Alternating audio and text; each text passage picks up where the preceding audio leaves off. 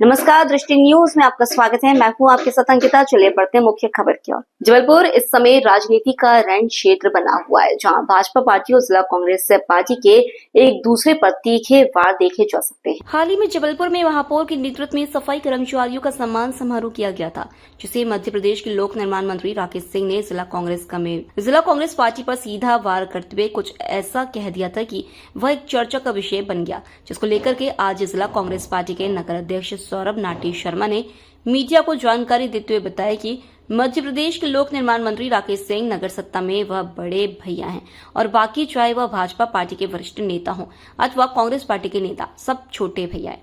जहां सिर्फ मंत्री जी की बातें को देखा जाएगा, वहीं सौरभ शर्मा ने फ्लाईओवर को लेकर बताया कि मंत्री जी और भाजपा के आपसी मुठभेड़ के चलते जो मध्य प्रदेश का सबसे बड़ा फ्लाईओवर बनकर के तैयार खड़ा है, जिसे राजनीति के चलते लोकार्पण नहीं किया जा रहा है, उसे साफ तौर पर देखा जा सकता है कि वही इस बात के सबूत हैं कि इस फ्लाईओवर की आधारशिला राज्यसभा सांसद विवेक तनखा के प्रयास से रखी गई थी।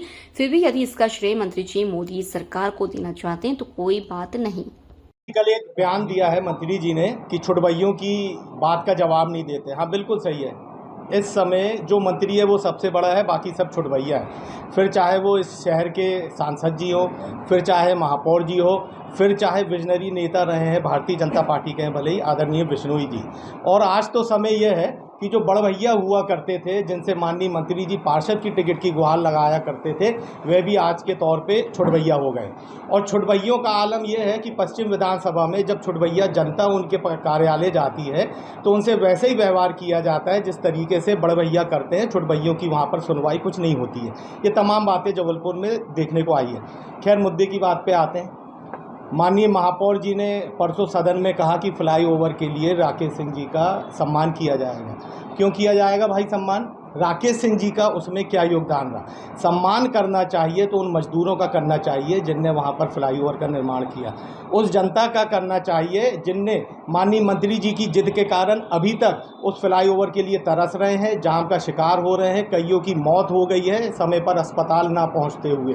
सम्मान आप उनका कर रहे हो जिनके कुर्ते की क्रीज तक नहीं खराब होती है, उनका आप सम्मान करना चाह रहे हो। दूसरी बात, जो हम लोग बात कह रहे हैं कि इस फ्लाईओवर का निर्माण होके रखा है लेकिन लोकार्पण नहीं किया जा रहा है, इन दो माननीयों की झंझट, इन दोनों माननीयों के झगड़े के कारण, इनके वर्चस्व की लड़ाई और श्रेय लेने की लड़ाई के कारण एक तरफ राकेश सिंह जी उसका लोकार्पण करना चाहते हैं, एक तरफ आशीष दुबे जी जिनका अधिकार बनता है उसका लोकार्पण का। माननीय राकेश सिंह जी और पूरी भारतीय जनता पार्टी ये बोलती है कि ये सेंट्रल गवर्नमेंट की सौगात है, ये सेंट्रल गवर्नमेंट माननीय मोदी जी की सौगात है।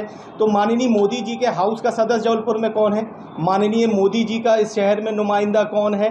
माननीय मंत्री जी जिस समय सांसद थे तब से लेके अभी तक हर जगह उनका पत्थर लगेगा। वो इसलिए लगेगा क्योंकि माननीय मंत्री जी का एक सोच रहता है कि जो भी विकास कार्य हो रहा है वो उनके प्रयासों से हो रहा है, और उनके विकास की जो स्थिति है, जो मॉडल है, ये जबलपुर शहर देख रहा है कि सांसद रहते हुए, मंत्री रहते हुए जबलपुर कहाँ तक पहुँचा।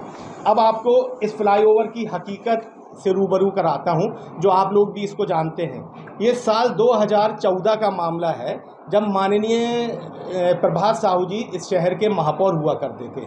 उस समय ये फ्लाईओवर की आधारशिला माननीय तनखा जी ने रखी थी। तत्कालीन उस समय अधिकारी हुआ करते थे अजय शर्मा जी और नगर निगम के अधिकारी बाई हैंड ये प्रपोजल लेके गए थे। तनखा जी ने उनको आमंत्रित करा था कि आप ये बना के लेके आइए, यूपीए 2 की गवर्नमेंट थी, मैं इसमें पैसा देता हूँ। तत्काल 200 रुपये करोड़ की ये राशि स्वीकृत की गई थी 2014 में, और ये उस समय का वाकया है जब मोदी जी की सरकार नहीं बनी थी। ये तमाम दस्तावेज आपके सामने मैं रखना चाहता हूँ। तो साफ तौर पे भारतीय जनता पार्टी जो एक झूठ की राजनीति कर रही है कि ये भारतीय जनता पार्टी की सौगात है। चलिए, हम आपको उसके बाद भी श्रेय दे देते हैं कि ये भारतीय जनता पार्टी की सौगात है। आपको क्या समस्या है 4 माह से जब ये निर्माण होके रखा है? सिर्फ आपको ये है कि इसमें जो फ्लाईओवर बन रहा है उसमें जो पत्थर लगे वो माननीय राकेश सिंह जी का लगे। अभी कहा जा रहा है कि फ्लाईओवर कंप्लीट नहीं हुआ है। 2023 में जब चुनाव था तब हफ्ता भर के अंदर चूंकि माननीय मंत्री जी को पश्चिम से चुनाव लड़ना था, एकाएक उनको पश्चिम से चुनाव लड़ने का आदेश हुआ, तो हफ्ता भर के अंदर वो जो एक एरिया है, एक जो स्लॉट है फ्लाईओवर का, उसको आनंद फानंद में चालू कर दिया गया।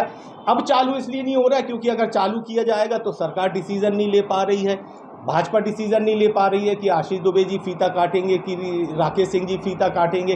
तो स्वाभाविक सी बात है कि जब मंत्री जी इस शहर में है तो बाकी पूरा शहर छुड़वैया है, और छुड़वैयों की बातों का जवाब नहीं दिया जाएगा। पहले भी मैं बोल चुका हूं, पश्चिम विधानसभा की जो जनता है वो तरस रही है क्योंकि वो सब छुड़वैया है। भारतीय जनता पार्टी के वो सब नेता, कई नेता ऐसे हैं जो उसमें विजनरी हैं, वह सब छुड़वैया हैं राकेश सिंह जी की जित के सामने। अभी भी समय है, शनिवार को, जब हम लोग को कोई शौक नहीं है लोकार्पण का, न कांग्रेस उसका लोकार्पण कर रही है, कांग्रेस एक माध्यम बन रही है जनता से